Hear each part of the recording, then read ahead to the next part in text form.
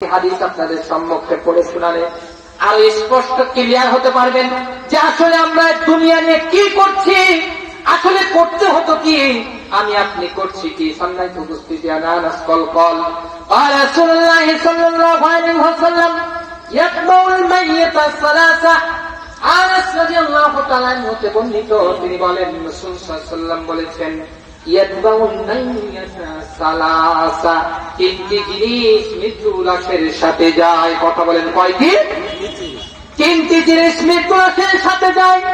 নবী মুহাম্মদ সাল্লাল্লাহু আলাইহি ওয়াসাল্লাম বলছেন ফায়ারজু ইসলামে, দুইটি জিনিস ফিরে আসে।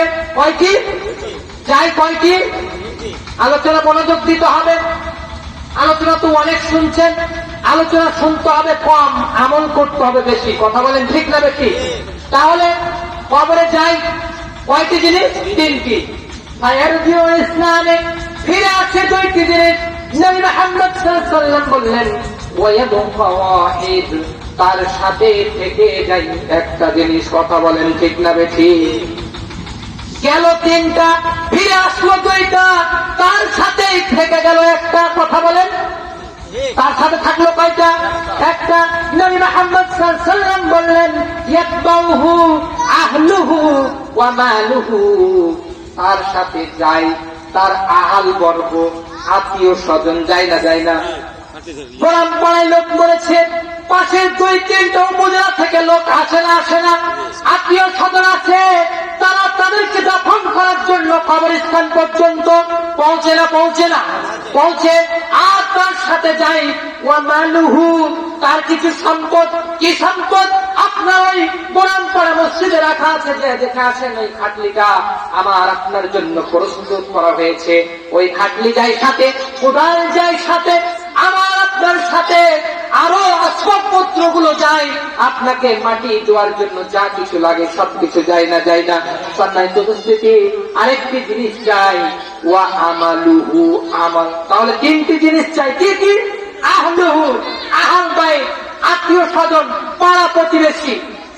সম্মানিত উপস্থিতি, আর যাই কিছু মাল সম্পদ, খাটলিয়া থেকে নিয়ে কুদাল পাচ্ছা, আপনাকে দাফন করার জন্য যা কিছু লাগে এগুলো চাই।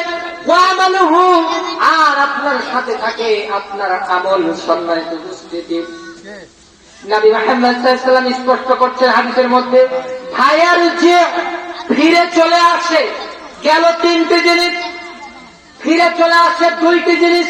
ভাইয়ার যে আহলুহু, আপনার আত্মীয় স্বজন গুলো কান্নাকাটি করবে আর মাটি দিবে আর চোখের পানিগুলো পড়বে। এরকম হয় না? হয় না? হয়। ছেলেগুলো তার বাবাকে দাফন করবে, দাফন কাজ শেষ হওয়া পর্যন্ত তার চোখের কোণা দিয়ে জলগুলো ঝরে ঝরে পড়বে। আত্মীয় স্বজন গুলো তার চোখের কোণা দিয়ে জলগুলো ঝরে ঝরে পড়বে। ফায়ারজু আহলুহু, তারপরেও কি তারা সেখানে থেকে যাবে নাকি?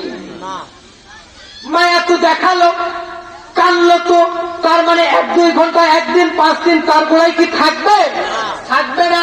ফায়ারজু আহলুহু, ওই আহল বর্গগুলো, ওই যে আপনার পাশের ওই উপজেলা থেকে এসেছিল, তারাও তাড়াহুড়া করবে, ছটফট করতে থাকবে, দাও তাড়াতাড়ি মাটি দিয়ে দাও, আমাকে আবার বাড়ি যেতে হবে। তারাও ফিরে চলে আসবে, আপনার ছেলে মেয়েগুলো ফিরে চলে আসবে, মাইয়াতের সকল ছেলে মেয়ে আত্মীয় স্বজন তারা ফিরে চলে আসবে। নবী মুহাম্মদ সাল্লাল্লাহু আলাইহি ওয়াসাল্লাম বলছেন ওয়া মালুহু, আর যে জিনিসটা ফিরে চলে আসবে ওই খাটলিটা। আসে না? আসে না?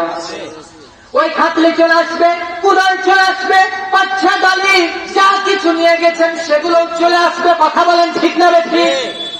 সম্মানিত উপস্থিতি, নবী মুহাম্মদ সাল্লাল্লাহু আলাইহি ওয়াসাল্লাম হাদিসের মধ্যে ক্লিয়ার করছেন ওয়ায়াবকা আমালুহু, তার সাথে থেকে যাবে শুধু একটা জিনিস, তার নাম হচ্ছে আমল। কথা বলেন ঠিক না বেশি? তার সাথে থাকবে কি?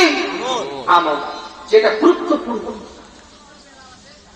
কি করেছেন আপনার জীবনে, কি বা করেননি, সবকিছু আপনাকে আপনার ওই আমলগুলো সাথে থেকে যাবে।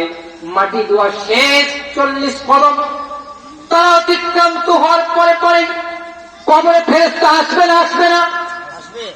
ফেরেশতা চলে আসবে, কবরে জিজ্ঞাসা করবে মান রাব্বুকা, তোমার রবকে।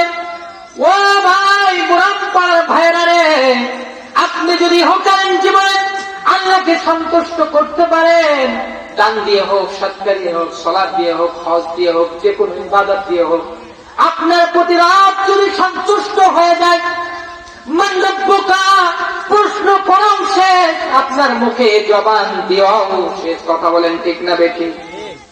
মান দীনুকা, আপনার দিন কি প্রশ্ন করাও শেষ। রবকে যদি রাজি খুশি করতে পারেন ইহকালীন জীবনে, এই দুনিয়ার মায়া মহব্বত ত্যাগ করে যদি আমলের জিন্দেগিতে কাজে লাগাতে পারেন জীবনটা, সেই দিন অন্ধকার কবরে 3.5 হাত কবরের মধ্যে আজকে কি তাপ প্রবাহ চলছে সম্মানিত উপস্থিতি, তারপরে মাথার উপর ফ্যান চলে, শরীরগুলো ঘেমে যায়।